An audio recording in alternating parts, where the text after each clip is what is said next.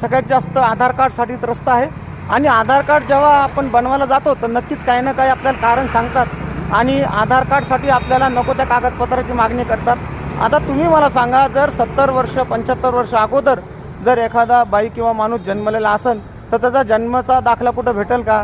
70-75 वर्ष अगोदर घरी डिलिव्हरी व्हायची, घरची ज्या गल्लीमध्ये दाईमा असती तीच डिलिव्हरी करायची, पण त्या जन्माचा दाखला कुठं ती बाई घरून आपल्या देणार नाही। जन्माच्या दाखल्यासाठी मग तो पुरावा जन्मतारीखसाठी शाळेची TC ग्राह्य धरल्या पाहिजे।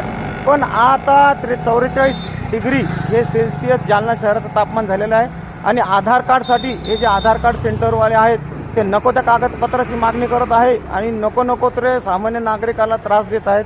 तर नक्कीच याच्याकडे जालना शहरातील प्रशासन हे लक्ष देईल का? आणि या आधार कार्ड सेंटरवाल्यांना ज्यांच्याकडे शहरातले आधार कार्ड दुरुस्तीसाठी दिलेले आहेत तर